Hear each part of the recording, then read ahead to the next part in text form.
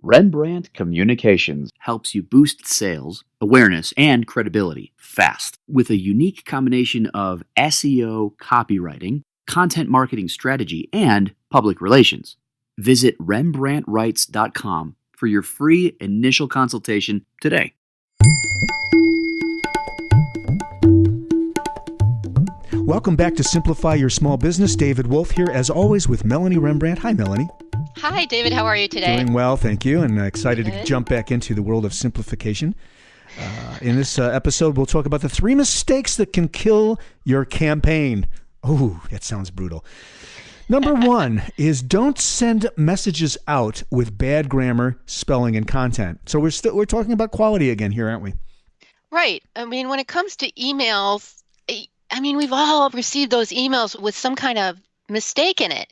And doesn't it give you a bad first impression? Do you really want to open that email? And geez, what about clicking on a link in the email? Are you going to get spammed or is something going to happen? I mean, really make sure you proofread your emails before they go out. It makes a huge difference in not only the reputation you're creating for your company and your brand awareness, but also whether or not someone's actually going to click on your email and open it. You know, this is in that world of if you can get help, get it, because having a second pair of eyes on things, and I've learned this the hard way, is really helpful. If you're doing your own editing, it's really hard to do both the writing and the editing. Would you agree?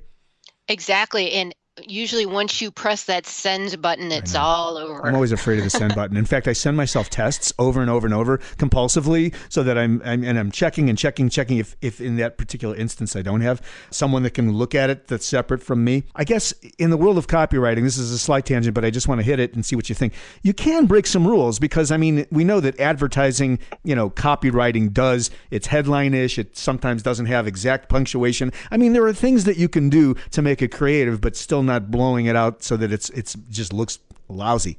Exactly. We're talking about blatant grammar and spelling errors that don't really go with your marketing message. All right, cool. I just wanted to make that clarification, probably for myself. Number 2, avoid sending messages that don't provide value to your customers. Well, we've been hammering away at this one throughout the series. Please, I'll toss it to you.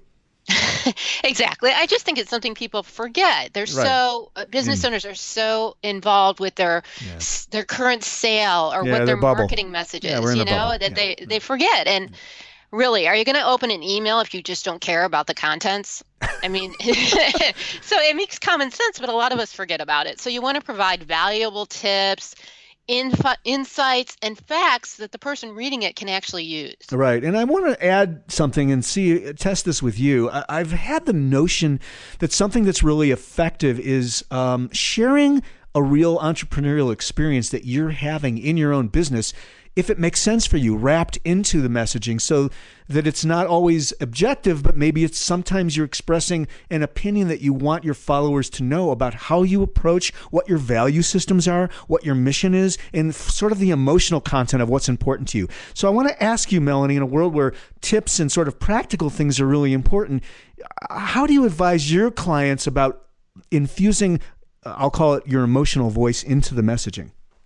Well, people love to hear personal success and tragic stories, and telling stories is huge in marketing, especially today. People want to hear the before and after, and everyone likes a good, entertaining story with a great ending or something they can learn from. So, if you can tell it in an entertaining, interesting way where your target market is going to get something out of it, by all means, provide your personal insights. That also gives you a competitive advantage because no one can tell your story like you can. Yeah, no one can tell it like you can. So well said. And finally, number 4, don't send messages that are full of, quote, air quotes, fluff. So what is fluff? Well, there's so many cool graphics out there and emoticons, and people can use all caps and exclamation points, and it's so fun to use, but it looks horrible. It's just fluffy. No one cares. Again, it doesn't provide value or a good message. Well, all right. So I just asked you about emotional content. Here's where it gets out of whack, and the balance is it's so much emotion that there's nothing substantive in the content. And exactly. We've all met people that are like a walking human explanation point. So you don't want to do that in writing either. I try not to do it in my podcast practice. It's just, and I have over the years, I've gotten less objective and neutral and more subjective and putting myself in. But there's this balance that's right for you. And so I think that's kind of where we sit on that. Fluff is fluff, and you don't want to go too far. You don't want to push the needle too far in the fluff direction. Right. And it always helps too if you have an outsider read something before you send it out, because if you're too close to it, you're not going to see the fluff. Right. And even if it gets approved by you and whoever's cross-checking, as you always say, measure the number of clicks and responses you're getting and the quality of those responses. So Exactly. Email mistakes that can kill your campaign. Number 1, don't send messages out with bad grammar, spelling, and content. Please proofread, please. Number 2 is sending messages that don't provide value to your customers. Yes, we say this all the time, but value to your customers is extremely important. And finally, don't send fluff. Don't send messages full of fluff. It's not a good idea. We don't want to hear it. We don't want to see it. Please avoid the fluff. We'll save it for the cotton candy at the movies. All right.